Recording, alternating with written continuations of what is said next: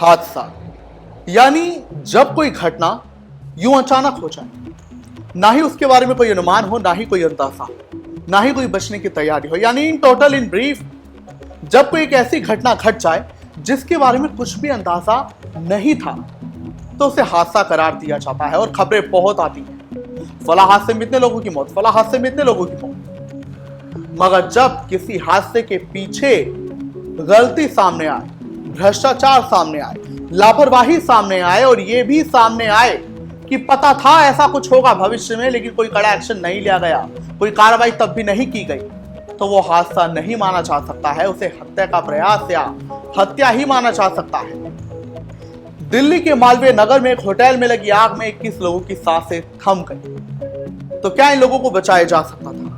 घटना के पीछे की वजह क्या है, लापरवाही क्या है, और इन गलतियों से सीख लेकर आखिर भविष्य में क्या सुधार करेगी दिल्ली सरकार, इस पर हम बात करेंगे। नमस्कार, आप देख रहे हैं डिग्गी दहाड़, मैं हूं आपके साथ ओम पांडे। देखिए, बीते दिन दिल्ली के मालवीय नगर में एक फ्लरिश स्टे होटल, जो कि बीएनबी यानी कि बेड एंड ब्रेकफास्ट के तहत था, इस होटल में भयंकर आग लग जाती है और आग लगने की वजह शॉर्ट सर्किट को माना गया। इस आग में 21 सांसें थम गई, 21 लोगों की जान चली गई, जिनमें अधिकतर विदेशी लोग हैं, विदेशी नागरिक हैं और अफ्रीकी मूल के लोग।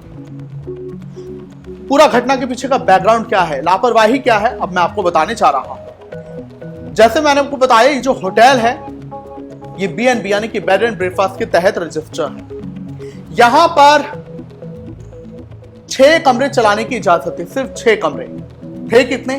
25, लगभग 4 गुना। और इस होटल का जो मालिक है, उसके इसी इलाके में 2 होटल हैं, 3 होटल का वो मालिक है। अब हम इस होटल की लोकेशन की बात करेंगे, घटना की बात तो करेंगे, और साथ ही ये भी बात करेंगे कि कैसे इसी घटना में हरियाणा के गुरुग्राम का एक परिवार राख हो गया। सिर्फ गुरुग्राम का ही नहीं, बल्कि कई परिवार बुझ गए, तबाह हो गए। अभी आप होटल की लोकेशन जानिए। ये होटल दिल्ली के मालवीय नगर में मैक्स हॉस्पिटल के पास में बना हुआ है। अब यहां पर रिहायशी इलाका है, लेकिन ये होटल एक ऐसी जगह में बना हुआ है जो रिहायशी तो है, लेकिन वहीं उसी इलाके में लगभग 18 से 20 होटल और हैं। रास्ता संकरा है और होटल, जैसा मैंने बताया कि सिर्फ 6 कमरे चलाने की इजाजत थी, चलाए 25, 4 गुना ज्यादा। फायर एनओसी नहीं थी इनके पास, जैसा जानकारी निकलकर अभी सामने आ रही है। एंट्री एग्जिट का रास्ता सिर्फ एक था और बेसमेंट में कोई भी फायर एक्सटिंग्विशर नहीं था, यह बताया जा रहा है, और ना ही कोई ऐसे इंतजाम थे कि बचने का इंतजाम हो, फायर जब ऐसी घटना हो, आगजनी हो।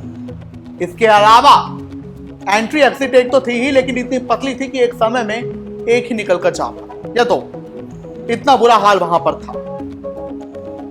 अब इसी आग की घटना में 21 लोग जलकर राख हो गए, और यह भी कहा जा रहा है कि जलकर कम बल्कि दम घुटने से ज्यादा लोगों की मौत हुई है। कई लोग खिड़कियों से कूदते नजर आए जान बचाने के लिए, कई लोग खिड़कियों से ही आवाज लगाते हुए, पुकार मचाते हुए, चीख पुकार करते हुए कि हमें बचा लीजिए, लोगों को कहते हुए नजर आए।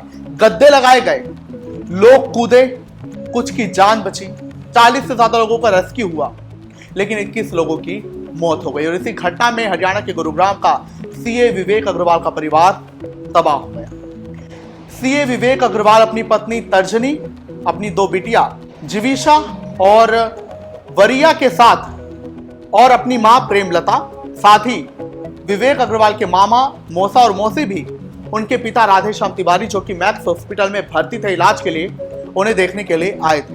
पास ही के होटल में ठहर गए थे, लेकिन आग की घटना में उनका पूरा परिवार जल गया। राधेश्याम तिवारी को यह बात अभी तक बताई ही नहीं गई है कि उनका परिवार अब नहीं रहा। गुरुग्राम के जिस सेक्टर में उनका घर है, कोठी है, वो सुनसान पड़ी है। रिश्तेदार पड़ोसी अंतिम संस्कार की तैयारी कर रहे हैं, क्योंकि पूरा परिवार ही बर्बाद हो गया, पूरा परिवार ही मर गया। सिर्फ राधेश्याम अग्रवाल बचे हैं, लेकिन वो अस्पताल में भर्ती हैं और उन्हें बताया ही नहीं गया। सोचिए, जब वो जानेंगे राधेश्याम अग्रवाल की मेरा पूरा परिवार खत्म हो गया, तो उन पर क्या बीतेगी। मेरी पत्नी, मेरा बेटा, मेरी बहू, मेरी पोतियां, क्या बीतेगी उन पर, मेरी जो बहन है, और ये तमाम लोग क्या सोचेंगे, क्या बीत रही होगी उन पर। अब हम आते हैं लापरवाही पर। वो सवाल जो इस हादसे पर उठ रहे हैं और लोग आखिर क्यों कह रहे हैं कि ये हादसा टाला जा सकता है, ऐसे हादसे और टाले जा सकते हैं, बस भ्रष्टाचार रुक जाए, लापरवाही रुक जाए।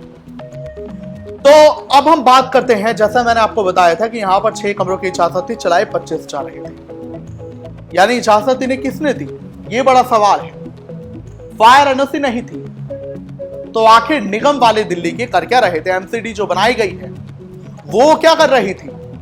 म्युनिसिपल कॉर्पोरेशन का तो यही काम होता है कि जो बिल्डिंग्स बन रही हैं उनके पास प्रॉपर डॉक्यूमेंट्स हो, ना इनके पास फायर एनओसी, ना ही कुछ। और एक और बात, होटल का एक प्रॉपर पैरामीटर होना चाहिए कि होटल कैसे बने। एक तो पहली बात 6 कमरे की बजाय 25 बना दिए, उनमें भी एंट्री एग्जिट एक ही, वो भी पतली संकरी। और ऊपर से होटल एक ऐसे इलाके में बने थे जहां गली बहुत पतली है। आसपास के दुकानदारों ने बताया कि ये जो होटल यहाँ पर बने हैं इस वजह से यहाँ पर बहुत भीड़ होती है। जो यहाँ पर रोड है वो सिर्फ 2 लेन है, जबकि 6 लेन का पहले ही पास हो चुका था, 40 साल पहले कह रहे हैं, लेकिन आज तक वो सफल नहीं हुआ है। कोई भी 6 लेन यहाँ पर नहीं बनी है। अब ये 2 लेन भी है तो यहाँ पर हॉस्पिटल है और होटल है, तो यहाँ पर गाड़ियां खड़ी रहती हैं, जिस वजह से जाम लगा रहता है। और इसी वजह से माना जा रहा है कि फायर ब्रिगेड की गाड़ी पहुंचने में देरी कर गई तो यहाँ पर काफी लोगों की जानें चली गई, सांसें थम गई। अब घटना हुई तो हुई, लेकिन हादसे में जो बताया लापरवाही सामने आई है, भ्रष्टाचार सामने आया है। तो लोग कह रहे हैं हत्या का प्रयास है, ये हत्या ही है। मालिक पर कार्रवाई हो, कार्रवाई उन अधिकारियों पर हो जो इन चीजों से जुड़े हैं। क्यों आखिर सरकार के आला अधिकारी, सरकार के कर्मचारी राउंड नहीं लगाते, शहरों में कार्रवाई नहीं करते, उन तमाम होटल्स में जाकर एक बार उन्हें चेक क्यों नहीं करते कि इनके पास एनओसी है कि नहीं, इन्होंने कमरे जितने परमिशन ली थी उतने है कि नहीं है, उससे ज्यादा चला रहे हैं। अगर ये होटल में पहले आकर चेकिंग हो गई होती तो शायद ये होटल खाली करवा लिया गया होता, या शायद चेकिंग की परमिशन तो थी पर की ही नहीं। भ्रष्टाचार जो व्याप्त होगा, ऐसा लोग अब कह रहे हैं। लेकिन एक सीख इस घटना से ली जा सकती है कि अब आगे ऐसी घटना ना हो।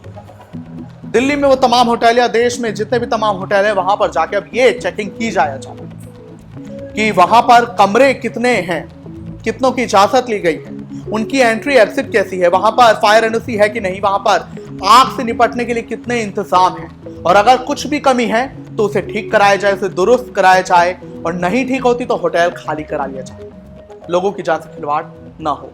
क्या कहेंगे आप इस घटना पर? कमेंट्स में जरूर बताएं।